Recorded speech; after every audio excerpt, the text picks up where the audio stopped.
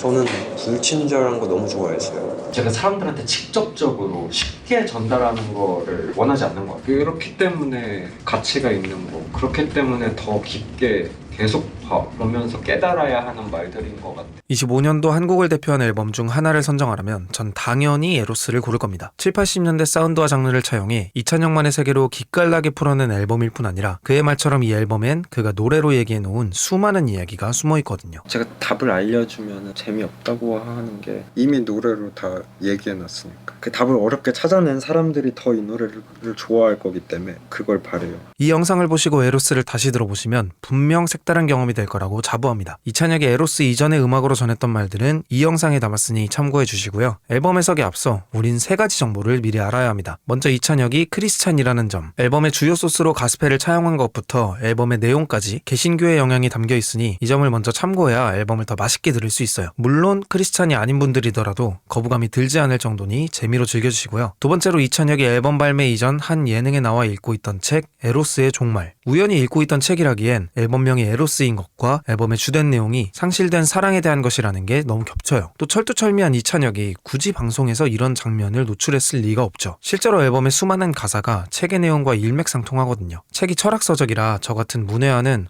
읽다가 진짜 눈 빠질 뻔했는데 여러분은 굳이 도전하지 않으시길 바라고요. 핵심만 가져와 보면 이렇습니다. 요즘 현대사회에선 사랑하는 사람, 애인이든 자식이든 부모님이든 이렇길 저렇길 강요하고 내가 바라는 대로 상대방이 그래주길 바라는 동일성이 강해지고 있는데 이와 반대로 에로스, 사랑은 타자성에서 나온다. 타자성은 상대방의 세계가 나의 세계와 완전히 다르다는 걸 인정하는 것. 상대방 자체가 내가 어떻게 할 수 있는 영역이 아니라는 말이죠. 즉 상대방이 가진 타자성을 인정하고 나와 다른 것을 받아들이는 것이 에로스의 기본 요소이고 내가 상대방을 바꾸는 것이 아닌 내 자신이 상대방을 겪으며 변하게 되는 것이 에로스의 본질이라고 합니다. 일단 이 타자성과 동일성이라는 개념만 기억해 두시고 세 번째로는 앨범의 중심을 이루는 키워드 결핍입니다. 결핍에 대한 이야기예요. 타인의 죽음에 의해서 저 안에 결핍이 증폭된 그런 이야기. 이 결핍 때문에 내가 할 말이 있는 거예요. 슬퍼하고 분노할 때 가사가 써지고 퍼포밍이 되고. 결핍은 사람이 항상 그걸 이제 받아들여야 하는 결핍과 직면할 때 느끼는 자유. 이전작 에러가 이찬혁 본인의 죽음을 다룬 이야기였다면 이 집 에로스는 타인의 죽음으로 인해 주인공에게 생긴 결핍에 대한 이야기를 다룹니다. 앨범의 포문을 여는 곡 시니시니는 친구가 세상을 떠난 직후 결핍을 마주한 주인공의 후회, 무력감, 죄의식을 다룬 곡이죠.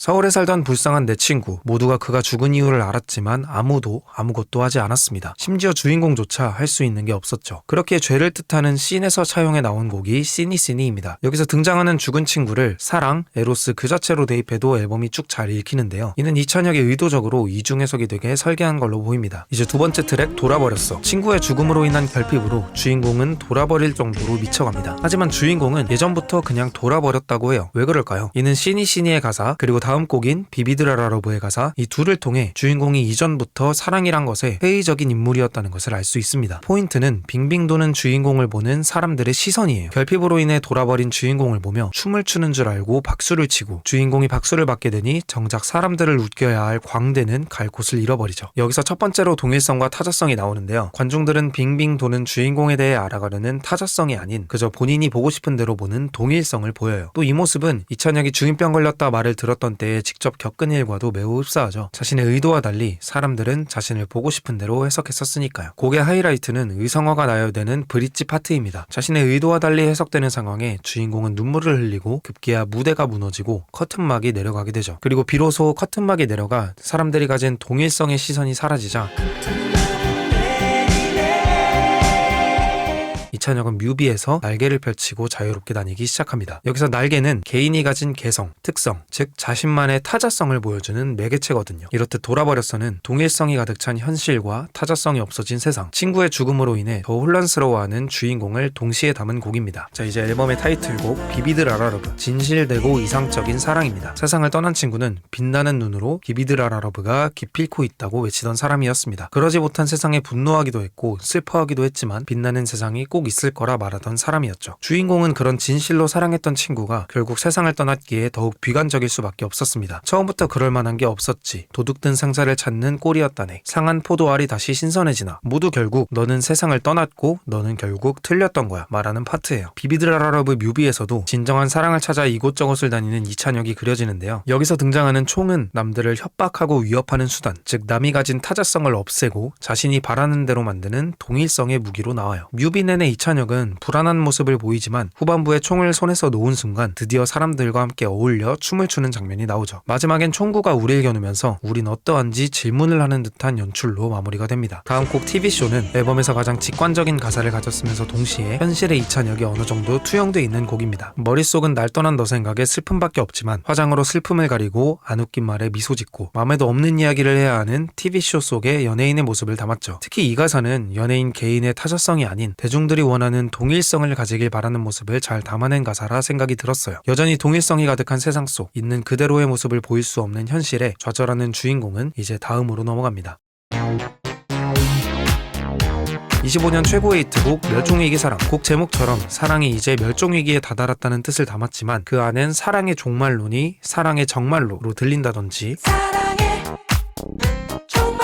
뜨거웠던 사랑을 그리워한다든지 이 세상이 무너지게 두지마, 누가 아직 사랑을 위해 노래하나, 사람들, 이런 가사들을 통해 비록 멸종위기의 사랑 속에 사는 세상이지만 주인공은 누구보다 속으론 사랑을 그리워하며 노래하고 있죠. 여기서 재밌는 점은 비비드라러브와 멸종위기 사랑이 공통적으로 이젠 없어진 사랑을 부르짖는 노래지만 비비드라러브는 완전히 전의를 상실한 비관적 태도였다면 멸종위기 사랑에선 그럼에도 불구하고 사랑을 찾아보겠다는 다짐이 드러나는 가사를 담아 주인공의 마음이 변해가고 있다는 것을 보여줍니다. 그렇게 다음 곡 2부에선 멸종위기 사랑에서 말한 한 사람당 하나의 사랑이었던 성경의 아담과 이브처럼 우리의 사랑도 그렇길 바라는 마음에 노래를 부르게 됩니다. 친구의 죽음 이후 결핍을 느끼며 돌아버리고 진실된 사랑이 대체 어디 있냐 묻던 주인공은 이제 그런 세상 속에서 사랑이 가장 중요하다는 걸 점점 느끼고 있는 거예요. 그리고 주인공이 행동을 나서게 되는 곡 앤드류가 이어집니다. 앤드류는 성경에 나오는 예수님의 12제자 중 첫 번째 제자인 안드레를 떠올리기도 하는데요. 이 안드레아의 행적이 곡의 가사와 참 비슷해요. 안드레아는 예수님의 부활 승천 이후 선교여행을 다니며 복음을 전파하다 십자가에 못 박혀 순교하게 된 제자거든요. 이 점 인지하시고 앤드류의 가사를 살펴보면 우선 첫 가사 앤드류를 떠올리며 네가 떠난 도시라고 말하는 것을 보아 앤드류는 앨범의 첫 시작에 먼저 세상을 떠난 친구의 이름임이 밝혀집니다. 일련의 사건들로 이제 주인공은 아무도 사랑을 찾지 않는 세상에서 홀로 사랑을 찾는 이상한 존재가 되어갑니다. 사람들이 괴물처럼 보더라도 계속 가려하고 짚고 일어설 땅이 가시덤불이어도 이것에 질 수가 없었죠. 그런 주인공을 보며 사람들은 저 표정을 봐, 아프지 않은 게 맞나 봐, 커다란 돌을 던져도 아무렇지 않아 하잖아, 괴물 같아 라 말합니다. 특히 아프지 않은 게 맞나 봐 다음 나오는 일렉 사운드는 주인공의 마음이 찢어지는 걸 표현한 것 같았어요.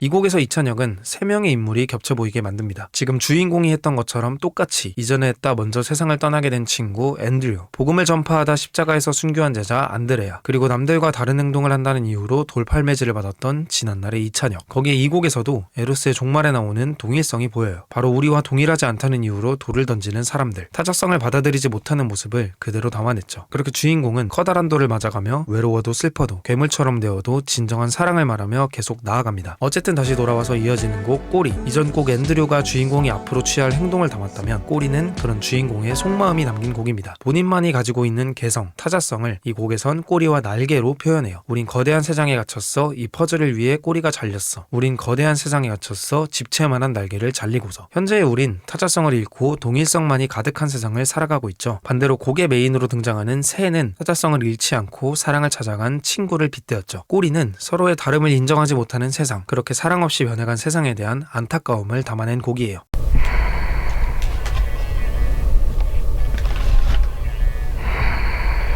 산소호흡기를 착용한 듯한 숨소리로 시작되는 마지막 곡 빛나는 세상. 거기다 보컬은 보커더를 사용해 마치 심전도 모니터를 통해 목소리가 나오는 듯한 연출을 보여줘요.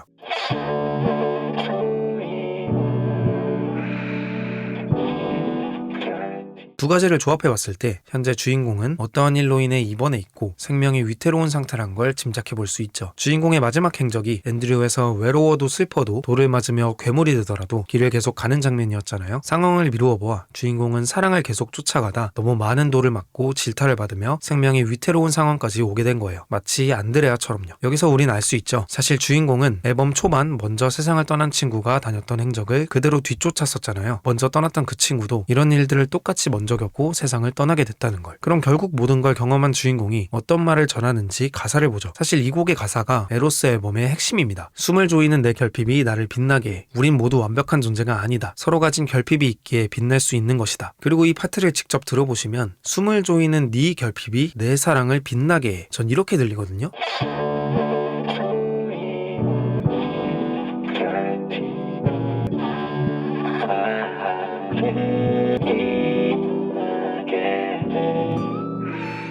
이제와 생각해보면 우리가 생각하는 남의 결핍은 바로 타자성입니다. 우린 상대가 우리와 다른 점이 있어야만 결핍이 있다 말할 수 있으니까요. 그리고 그 결핍, 타자성이 나의 사랑을 빛나게 해준다 말하는 거죠. 내가 꿈꾸는 네가 된다면 난 너를 떠나갈지도 몰라. 이 구절이 에로스의 종말에 나오는 동일성과 타자성을 가장 강렬히 설명하는 부분이에요. 내가 너와 동일성을 가져 우리가 서로 똑같은 존재가 된다면 우린 영원히 함께 있는 것이 아니라 서로를 떠나갈지도 모른다. 결국 우린 서로 다른 점이 있기 때문에 함께일 수 있는 것이고 그런 타자성을 인정해야만 앞으로도 쭉 함께일 수 있다는 메시지를 담은 거죠. 비밀이 있지. 밤 없는 하루는 아침의 의미마저 아슬 거란 걸. 모든 게 동일하다면 우린 아무런 의미가 없게 돼요. 밤이 있어야 아침의 의미가 있고 슬픔이 있어야 기쁨을 더 만끽할 수 있다는 그런 말처럼요. 빛나는 세상은 오지 않겠지만 그런 걸 바라는 우린 빛이 날 거야. 전 이 가사가 에로스의 핵심 메시지라 생각합니다. 진실되고 진정한 사랑이 없더라도 그런 걸 찾는 마음, 멸종위기의 사랑이더라도 그 사랑을 좇는 마음, 빛나는 세상은 아니더라도 그런 걸 바라는 마음이 우릴 빛나게 해줄 거라는, 우리 포기하지 말고 사랑하고 포기하지 말고 빛나는 세상을 꿈꾸자는 마음이죠. 그리고 브릿지 파트, 좌절이 반복되어 너는 내일이 두려운가, 미안하게도 나는 그렇지 않네. 결국 결핍이 있어야 우리가 빛나니까 결핍을 만들어주는 좌절을 두려워하지 말자는 얘기겠죠. 그리고 여기부터 계속 들려오던 숨소리가 들리지 않기 시작해요.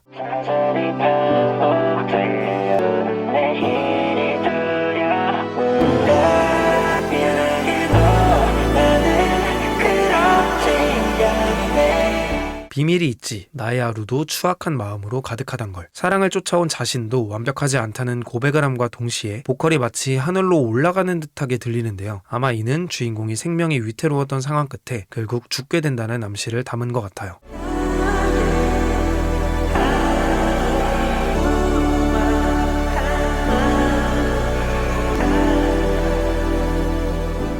그리고 마지막 가사, 빛나는 세상은 오지 않겠지만 그런 걸 바라는 우린 빛이 날 거야를 한 번 더 말하며 앨범이 마무리됩니다. 친구의 죽음으로부터 시작된 결핍은 자신을 혼란스럽게도 만들었고 세상을 탓하게도 만들었습니다. 하지만 그 결핍 안에서 피어난 작은 사랑은 주인공이 사는 곳이 사랑 없는 세상임에도 빛나는 세상을 꿈꾸게 만들었죠. 결국 주인공은 먼저 세상을 떠난 친구의 업을 이어받아 세상을 돌아다녔고 결국 같은 죽음까지 맞이했지만 무엇보다 중요한 사실들을 깨달으며 이야기는 마무리됩니다. 뭐가 결국 똑같이 죽었다는 얘기네, 배드엔딩이네 생각하실 수 있어요. 그럼 에로스의 종말에 나오는 이 한 구절을 한번 보시죠. 사랑은 절대적 결론이다. 사랑은 죽음, 즉 자아의 포기를 전제하기에 절대적이다. 사랑의 진정한 본질은 자기 자신에 대한 의식을 포기하고 다른 자아 속에서 스스로를 잊어버린다는 점에 있다. 절대적 결론으로서의 사랑은 죽음 속을 통과한다. 사랑하는 자는 타자 속에서 죽지만 이 죽음에 뒤이어 자기 자신으로의 귀환이 이루어진다. 즉 이 이야기는 상대방의 타자성을 인정하는 사랑으로 인해 자신이 죽고 새로이 태어난다는 이야기예요. 이렇게 보면 해피엔딩이죠. 주인공은 친구의 죽음으로부터 시작된 결핍을 원동력 삼아 사랑을 쫓았고 결국 똑같은 죽음을 맞이했어요. 그리고 이 죽음을 또 옆에서 바라본 다른 친구가 있겠죠. 그렇게 앨범 에로스는 이 다른 친구의 이야기로 다시 한번 시작되며 영원한 이야기처럼 반복됩니다. 그리고 우린 이 과정을 지켜보며 우리가 이제 다음 주인공이 되는 거예요. 이찬혁은 이제 우리에게 다음 바통을 넘긴 거죠. 앞으로 사랑을 어떻게 대할지에 대해. 여기까지 오는 과정이 쉽진 않았지만 사실 실생활에 적용해보면 좀 더 쉬울 것 같아요. 우린 쉽게 우리 아이들의 행동을 통제하려 하고 애인의 모자라다고 생각되는 부분에 불만을 가지고 너무나 쉽게 저 사람은 왜 저러지? 하고 자신과의 다른 부분들을 쉽게 싫어하잖아요. 그런 마음을 조금씩 다른 사람이니까 그게 이 사람의 특별한 점이고 개성이고 그게 이 사람만의 타자성이니까 라고 생각한다면 이전보다는 사랑이 더욱 가득한 빛나는 세상이 되지 않을까요?